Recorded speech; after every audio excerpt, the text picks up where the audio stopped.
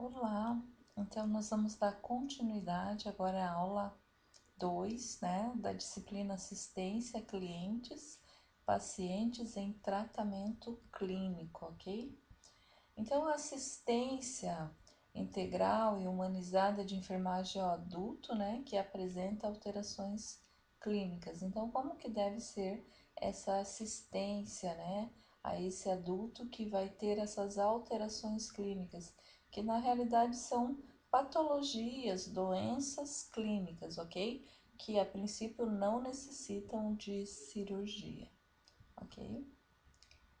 Aqui diz assim, né? Uma introdução a essa aula diz assim: o adulto deve ser considerado enquanto sujeito histórico, com uma vivência social e cultural e psicológica própria, que se refletem em suas condições de saúde, somando-se a uma herança biológica. Então, essa vivência cultural, essa vivência psicológica própria, individual desse adulto, ele vai se refletir, né, na sua condição geral de saúde ou de doença.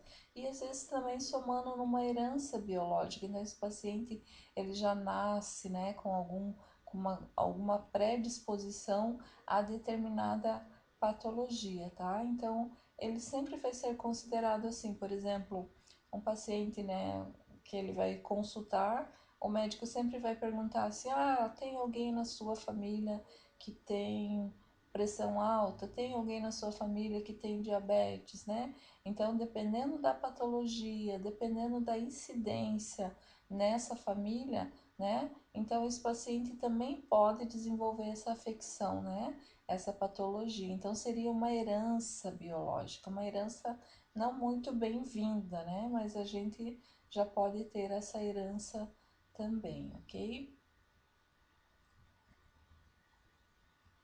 Já em relação ao idoso, né? Então aqui diz assim que a saúde do idoso é determinada pelo funcionamento harmonioso de quatro domínios funcionais, né? Que seria a cognição, o humor, a mobilidade e a comunicação.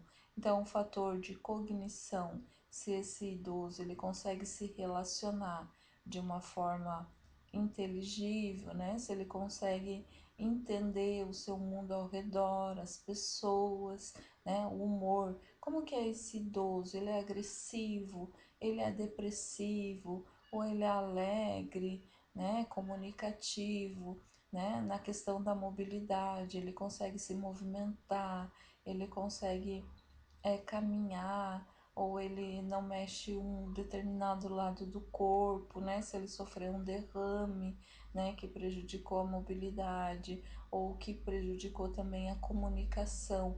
Então, se algum desses fatores, né, não está funcionando adequadamente, vai interferir na sua saúde. Existem algumas patologias que são mais comuns, né? Algumas patologias clínicas. Aqui diz assim, afecções clínicas mais comuns, então, tanto no idoso como no adulto, certo? Então, no Brasil, aqui diz assim que há 10 doenças crônicas muito comuns na nossa população, né? Então, são elas o colesterol alto, né? O DPOC, que é a doença pulmonar obstrutiva crônica, a hipertensão, a osteoporose, o mal de Parkinson, a doença de Alzheimer, a asma, a diabetes, derrame cerebral e o câncer. Então, essas são as 10 patologias, né, crônicas, clínicas, né, do tratamento clínico que são mais comuns no Brasil, certo? Então, são essas 10. Vamos estar falando então como que é o nosso estilo de vida, como que é a nossa alimentação. Será que nós não estamos consumindo muito fast food, né? Aquele sanduíche, né? Aquela alimentação rápida, né? Lanches, né? Então aqui nos diz assim que em relação ao colesterol alto, né? A importância da nossa alimentação saudável. Então, diz assim que o nível de colesterol alto está diretamente ligado ao consumo excessivo de alimentos gordurosos. Esse fator é muito prejudicial à saúde, pois pode levar ao infarto e ainda aumenta o risco para o surgimento de doenças cardiovasculares.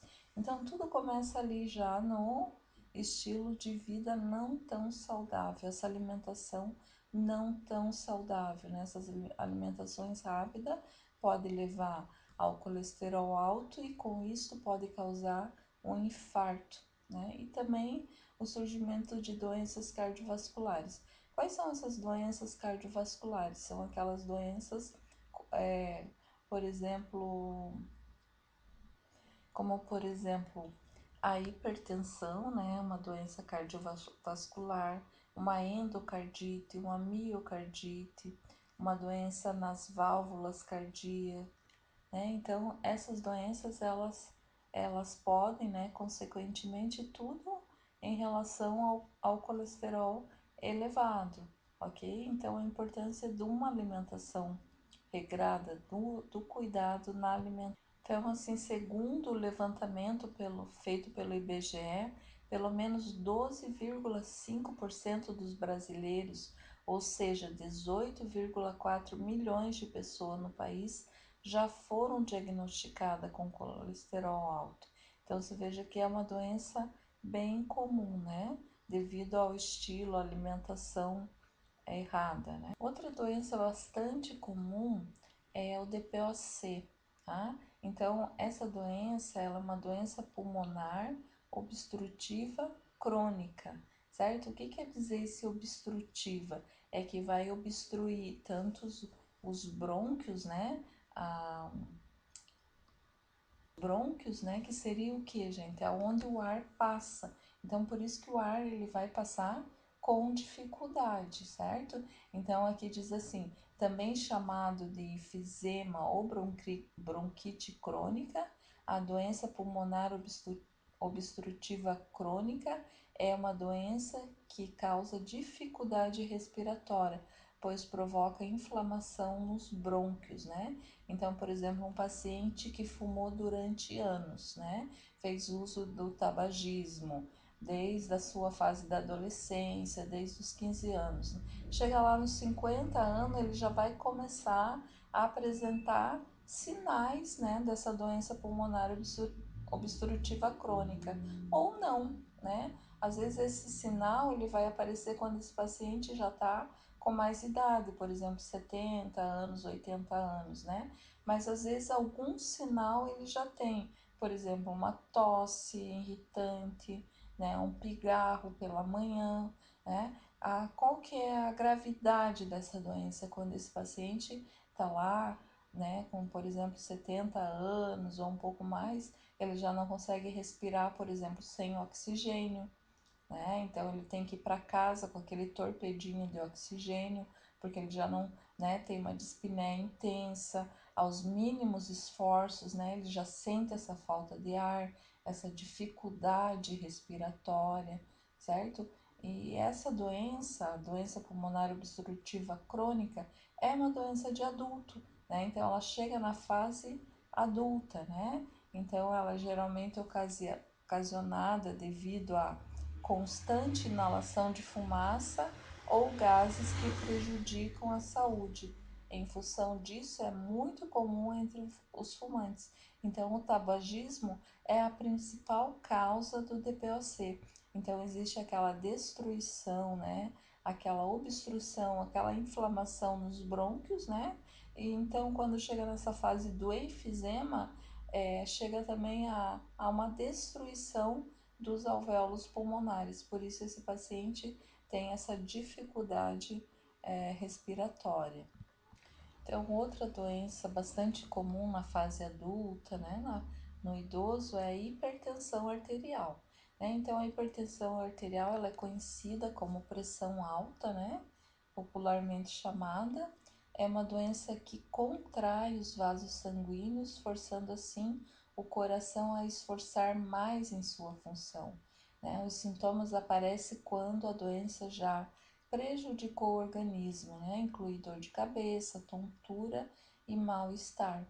né? Hipertensão arterial é capaz de desencadear vários outros problemas, como doenças cardiovasculares, né? Colesterol elevado, infarto e derrame. Então, a hipertensão arterial ou pressão alta, o grande problema dessa doença é que é muitas vezes que o paciente está com a pressão elevada e ele não percebe. Por quê? Porque é uma doença silenciosa, é uma doença assintomática. Por isso a importância, né, das pessoas constantemente, né, avaliarem a sua pressão sanguínea, né? Então ela sempre está fazendo esse controle para conhecer, se autoconhecer qual que é a minha pressão normal. Ah, mas será que eu não estou desenvolvendo uma pressão alta? E como que o paciente vai saber se ele está desenvolvendo uma pressão alta?